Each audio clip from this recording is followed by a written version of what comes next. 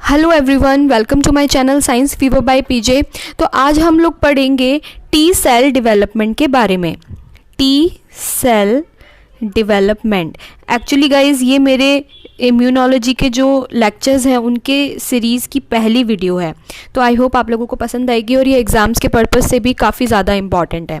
तो हम सबसे पहले बात कर लेते हैं कि टी सेल्स क्या होती हैं। टी सेल्स में जो टी वर्ड है, लेटर है, इसका मतलब होता है थाइमस, यानी कि ये वो सेल्स हैं जिनका की डेवलपमेंट या मैच्योरेशन थाइमस ग्लैंड के अंदर होता है। ठीक है, इनका जो प्रोडक्शन है वो बाकी की ब्लड सेल्स के साथ ही रेड बोन मैरो के अंदर होता है, लेकिन वहाँ से फिर इन्हें मैच्योर करने के लिए थाइमस ग्लैंड में भेज दिया जाता है। यानी हम एक तरीके से बोल सकते हैं कि एक बच्चे को जब कोई माँ पैदा करती है और उसके बाद फिर उसे कॉन्वेंट स्कूल में मैच्योर होने के लिए या फिर उसे ट्रेन होने के लिए भेज देती है, तो सेम इसी तरह से इनका काम है। इनका जो लेकिन ट्रेनिंग सेंटर है वो क्या है? Thymus gland. तो थाइमस ग्लैंड को एक तरीके से training centre of T cells भी कहा जाता है। अब सबसे पहले हम बात करते हैं कि जो टी सेल्स हैं ये होती क्या हैं। ये एक्चुअली हमारे इम्यून सिस्टम की सेल्स होती हैं जो कि कोई बाहर से आने वाले पैथोजन के खिलाफ अटैक करती है और हमारी बॉडी को इनसे हमें प्रोटेक्ट करती है। ठीक है, तो इनका जो प्रोडक्शन है वो हो जाता है रेड बोन मैरो के अंदर।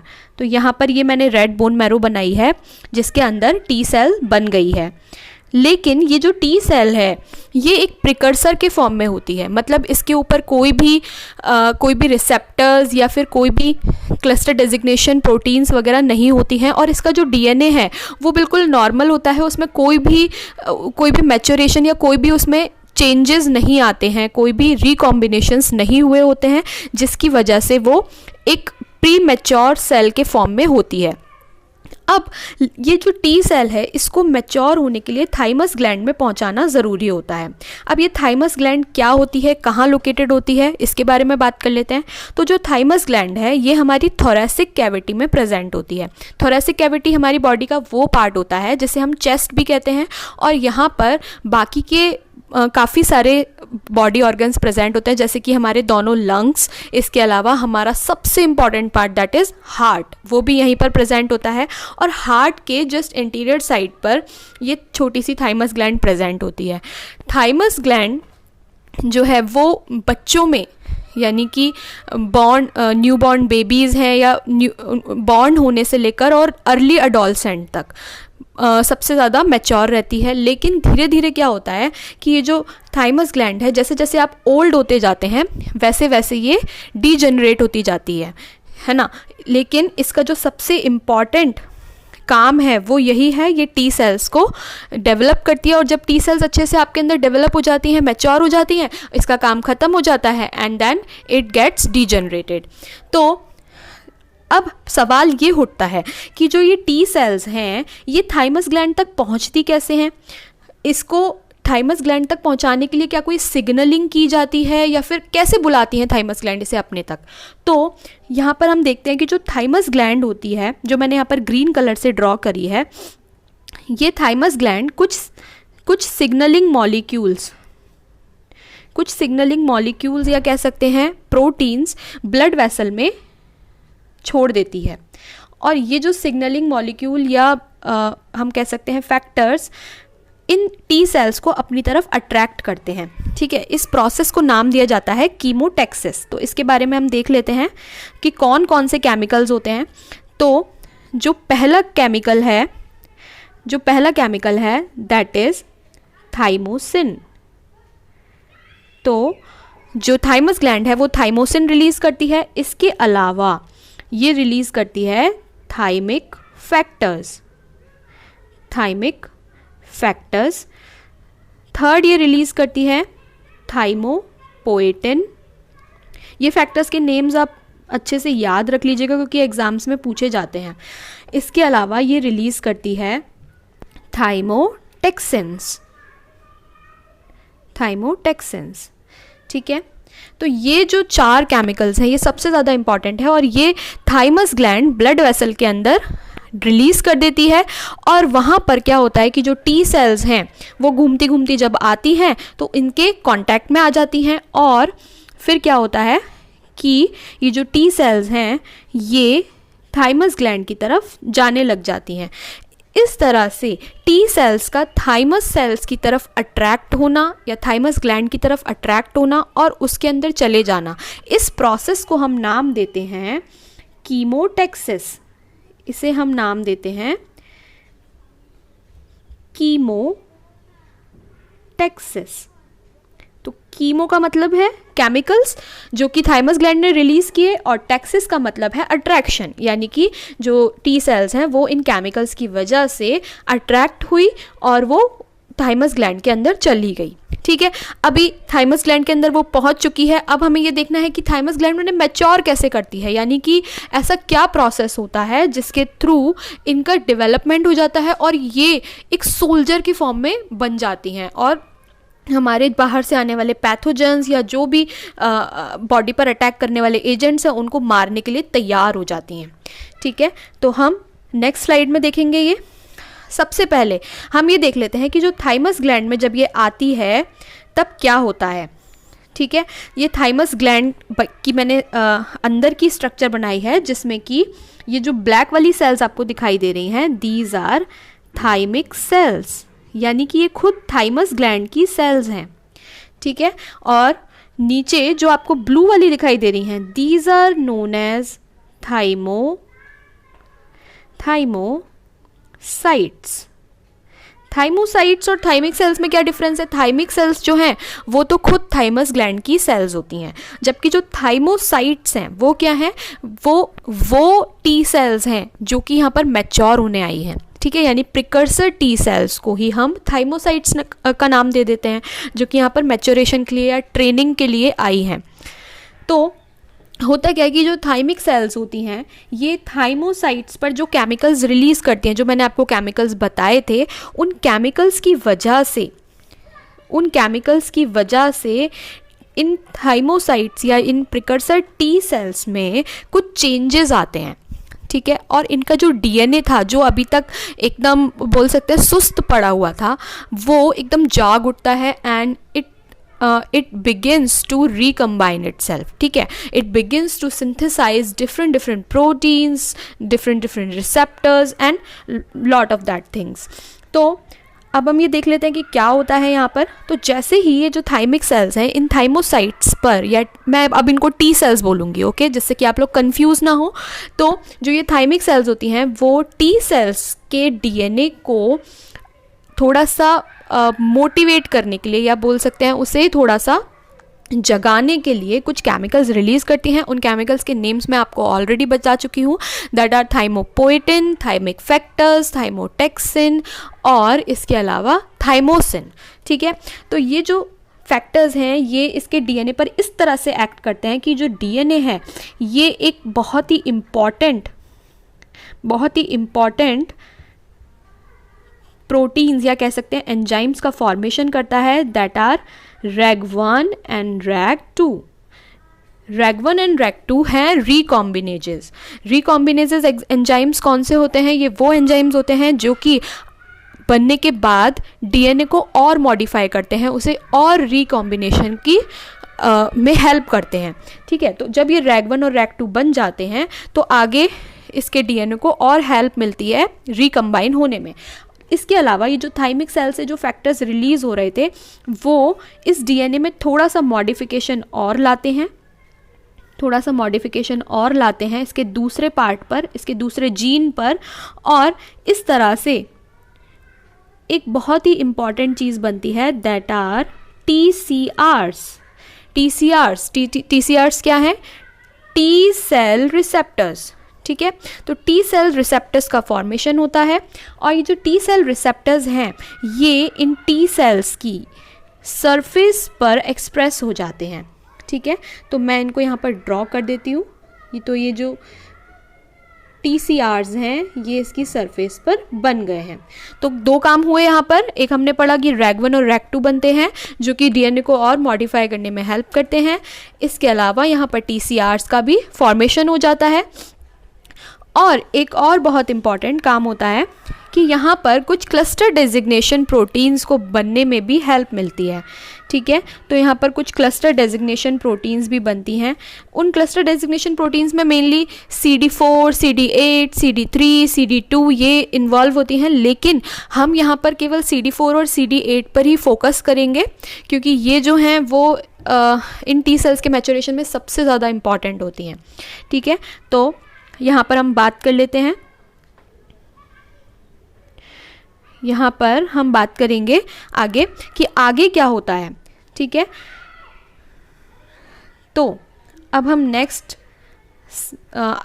स्टेप की तरफ बढ़ते हैं। तो इसमें क्या होता है कि जब ये TCRs बन जाते हैं, इसके अलावा यहाँ पर मैंने बताया कि कुछ क्लस्टर डेजिग्नेशन प्रोटीन्स भी बन जाती हैं। Let me draw it with another colour, जिससे आप लोगों को कंफ्यूजन नहीं होगा। ऑलराइट, ये एक क्लस्टर डेजिग्नेशन प्रोटीन है, दैट इज CD4, ऑलराइट। और ये जो है दूसरी क्लस्टर डेजिग्नेशन प्रोटीन है, दैट इज CD8, ठीक है। तो CD4 और CD8 का यहाँ पर फॉर्मेशन हो जाता है ना। ये जो और इसके अलावा एक और चीज़ तो ऑलरेडी थी, दैट इज TCRs। तो TCRs बन गए, क्लस्टर डेजिग्नेशन प्रोटीन्स बन गई।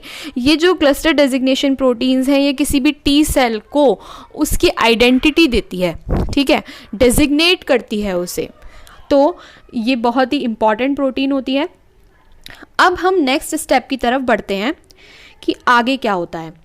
अब जब ये क्लस्टर डेजिग्नेशन प्रोटीन बन चुकी हैं, इसके अलावा क्या बन चुका है, TCRs बन चुके हैं, ये क्लस्टर डेजिग्नेशन प्रोटीन्स, और नीचे की तरफ मैं बना देती हूँ TCR, बिकॉज इसका अभी रोल नहीं है। अभी हम केवल इन प्रोटीन्स पर ही फोकस करेंगे। तो ये थी CD4 and this was CD8, ठीक है। तो जब ये क्लस्टर डेजिग्नेशन प्रोटीन्स बन जाती हैं, तो क्या होता है कि जो टी सेल थी या जो थाइमिक सेल्स थी, उसकी सरफेस पर भी कुछ MHC प्रोटीन्स रहते हैं, कुछ MHC मॉलिक्यूल्स रहते हैं, जिन्हें बोला जाता है मेजर हिस्टोकम्पैटिबिलिटी कॉम्प्लेक्स मॉलिक्यूल्स, ठीक है। तो ये MHC मॉलिक्यूल्स यहाँ पर प्रेजेंट होते हैं। ये यहाँ पर मैं बना देती हूँ, this is 1 MHC and this is second MHC। अब जो MHC CD8 के साथ बाइंड करता है, दैट इज MHC1, और जो MHC CD4 के साथ बाइंड करता है, दैट इज MHC2।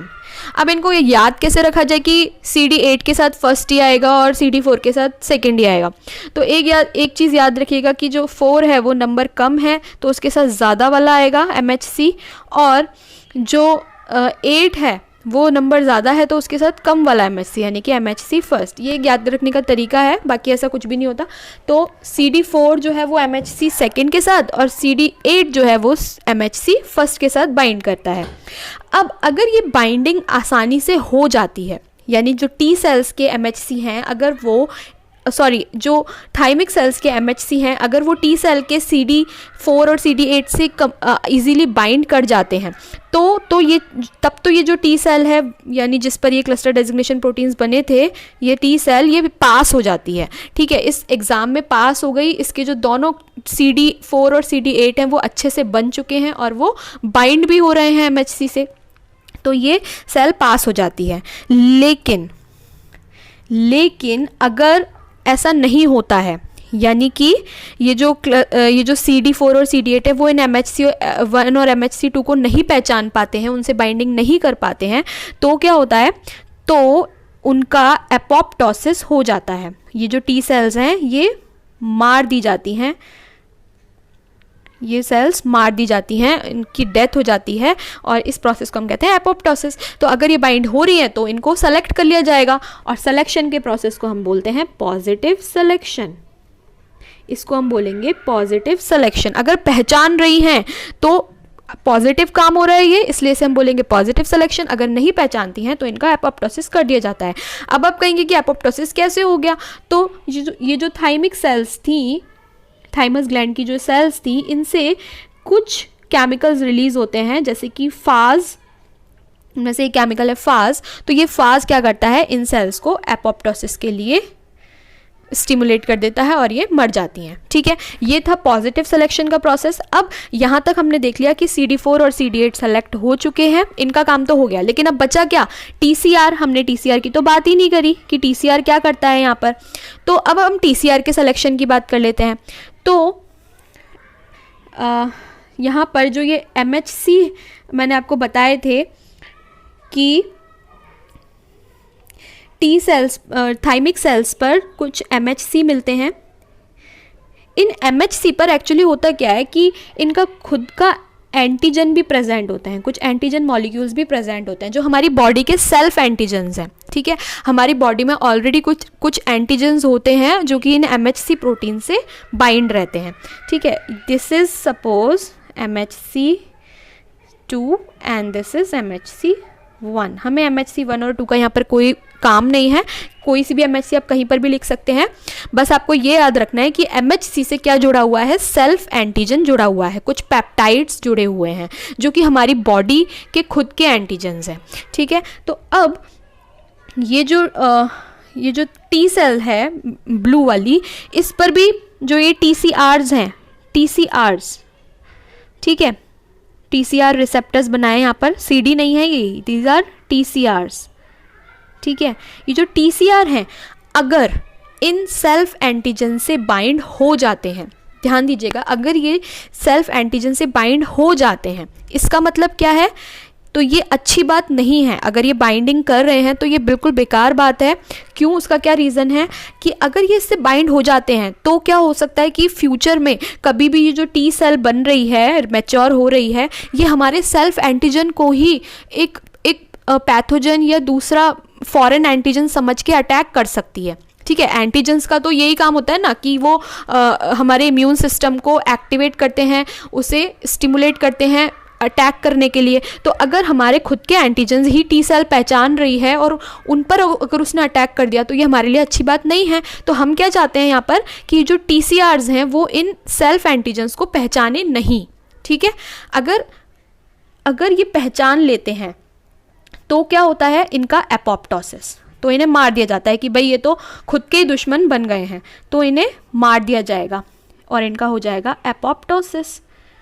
लेकिन अगर ये नहीं पहचानते हैं, सपोज अगर ये नहीं पहचानते हैं और ये पास हो जाते हैं इस टेस्ट में, तो इस प्रोसेस में इन टी सेल्स को सेलेक्ट कर लिया जाता है और इस सिलेक्शन को हम नाम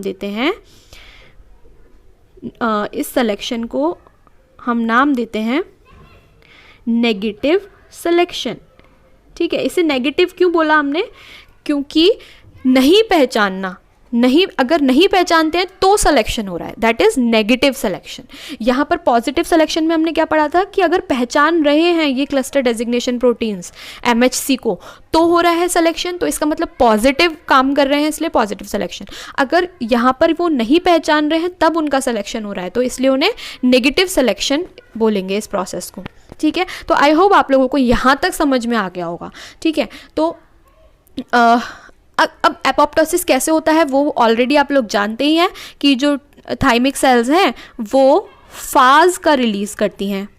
ठीक है, फाज का रिलीज़ करती हैं और ये जो फाज होता है वो इन टी सेल्स पर अटैक करता है और इन्हें मार देता है और इनका एपोप्टोसिस हो जाता है। तो यहाँ तक का जो प्रोसेस है, यहाँ तक हमने क्या क्या चीज़ सेलेक्ट कर ली, हमने CD4, CD8 एंड TCR तीनों को सेलेक्ट कर लिया। ठीक है, तीनों के तीनों सेलेक्ट हो चुके हैं। अब हम देख लेते हैं आगे का प्रोसेस कि आगे क्या होता है। सब अगर ये दोनों के दोनों सेलेक्ट, अगर ये तीनों के तीनों सेलेक्ट हो जाते हैं तब आगे क्या होता है।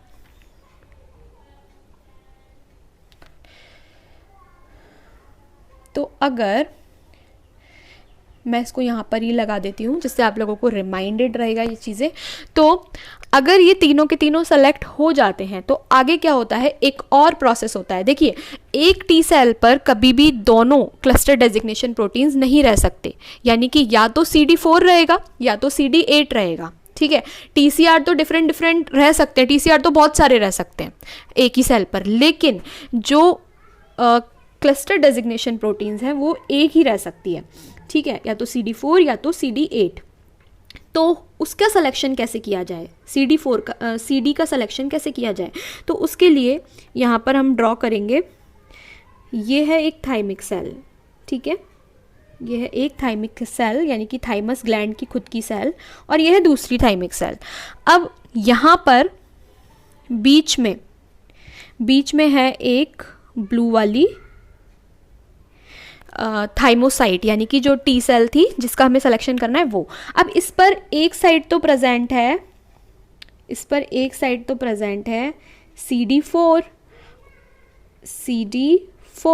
और दूसरी साइड प्रेजेंट है इस पर CD8, ठीक है, यानी इस पर दोनों प्रेजेंट है, CD4 भी प्रेजेंट है, CD8 भी प्रेजेंट है, क्योंकि हमने दोनों का सिलेक्शन कर लिया था। अब होता क्या है कि बाय रैंडम चांस, है ना, बाय रैंडम चांस अगर ये ऊपर वाली पे जो ये थाइमस सेल है इस पर प्रेजेंट है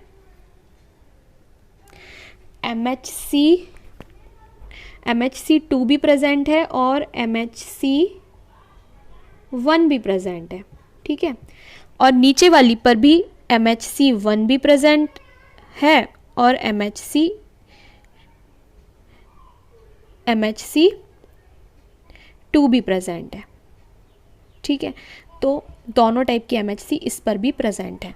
अब होता क्या है कि अगर बाय रैंडम चांस अगर ये जो CD4 है इसका, ये CD4 ऊपर वाली सेल के MHC2 से बाइंड हो जाता है और बहुत परफेक्टली बाइंड हो जाता है, तो क्या होता है कि इस सेल को, इस टी सेल के ऊपर इन CD4s का नंबर बढ़ जाता है, ठीक है। तो हुआ क्या, अगर इन टी सेल्स का CD4 MHC2 से बाइंड हो जाता है, ठीक है, तो क्या होगा कि उस पर CD4 का नंबर तो बढ़ने लग जाएगा और CD8 का नंबर कम होने लग जाएगा और लास्ट में तो बिल्कुल ही ख़त्म हो जाता है, ठीक है। तो अगर ऐसा हुआ तो इसे हम बोलेंगे अब, यानी जिस पर CD4 ज़्यादा हैं उसे हम नाम देंगे टी हेल्पर सेल। तो अब ये सेल टी हेल्पर सेल बन गई है, क्यों? क्योंकि इस पर CD4 ज़्यादा है और CD8 को बिल्कुल ख़त्म कर दिया गया है। क्यों किया गया? क्योंकि जो इसके CD4 थे वो बाय रैंडम चांस MHC2 से एकदम परफेक्टली बाइंड हो गए, ठीक है। तो अब ऐसा हुआ, लेकिन इसका जस्ट अपोजिट केस अगर हो जाए कि ये जो CD8 मॉलिक्यूल्स हैं अगर वो किसी दूसरी सेल के MHC1 से अच्छे से बाइंड हो जाते हैं, मतलब CD4 MHC2 से बाइंड नहीं हो पाया, केवल CD8 जो है वो नीचे वाली सेल के MHC1 से बाइंड हो गया, तो दोनों देखिए एक साथ बाइंड नहीं हो सकते। अब आप बहुत से लोग सोच रहे होंगे कि अगर सपोज ऊपर वाली सेल से तो CD4 बाइंड हो जाए, नीचे वाली सेल से CD8 बाइंड हो जाए, ऐसा कभी भी नहीं हो सकता, है ना। एक बार में एक ही सेल से वो बाइंड हो सकता है। तो अगर CD4 MHC2 से बाइंड ना हो, ये वाला कॉम्बिनेशन ना हो, और कौन सा कॉम्बिनेशन हो जाए, CD8 और MHC1 वाला कॉम्बिनेशन हो जाए, तो क्या होगा कि ये जो टी सेल बनेगी, इस पर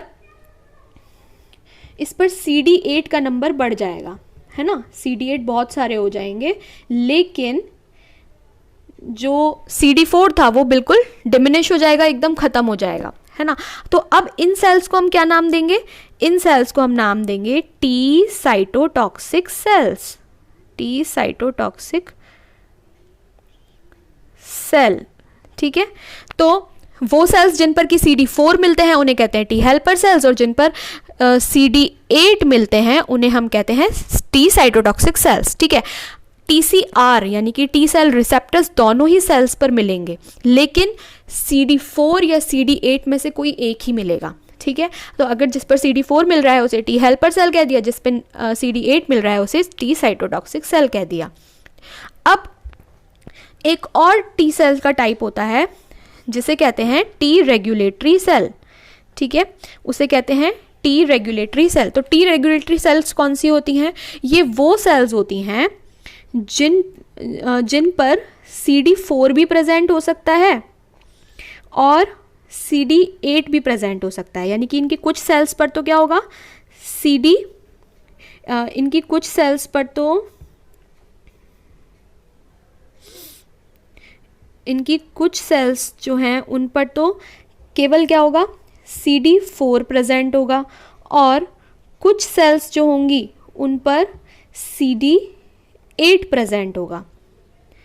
ठीक है, उन पर CD8 प्रेजेंट होगा, CD8 और यहाँ पर CD4। तो दोनों तरीके की सेल्स जो हैं वो मिलकर कुछ रेगुलेटरी सेल्स का भी फॉर्मेशन करती हैं। ये जो रेगुलेटरी सेल्स हैं इनका काम क्या होता है, इनका काम होता है टी साइटोटॉक्सिक सेल और टी हेल्पर सेल का जो भी ये काम कर रही है, जो भी फंक्शन कर रही है ना, उसको रेगुलेट करना। मतलब ऐसा नहीं है कि हमारी बॉडी में पैथोजन आया है तो उसे तो मारा उन्होंने, लेकिन जब वो चला गया, जब वो ख़त्म हो गया, उसके बाद भी ये टी सेल्स काम कर रही हैं करते जा रही हैं। तो ऐसा नहीं होना चाहिए। अगर ऐसा हुआ तो क्या होगा, हमारी पूरी बॉडी की सेल्स को वो ख़त्म कर देंगी, पूरी बॉडी की सेल्स को वो मार देंगी। तो हमें करना क्या है, उनके काम को रेगुलेट करना है कि जितनी ज़रूरत है वो उतना ही फंक्शन करें। और वो काम कौन करता है, वो काम करता है ये टी रेगुलेटरी सेल्स। ठीक है, अब ये जो सारी सेल्स हैं ये जाती कहाँ पर हैं। ठीक है, तो अब हमें ये देखना है कि ये सेल्स जाती कहाँ पर हैं। तो हम अब नेक्स्ट स्लाइड पर देख लेते हैं। तो हमारी बॉडी में कुछ लिम्फ नोड्स मिलते हैं, है ना, लिम्फ नोड्स मिलते हैं जिनमें ये बाहर वाला इनका होता है कॉर्टेक्स पार्ट, और बीचों बीच होता है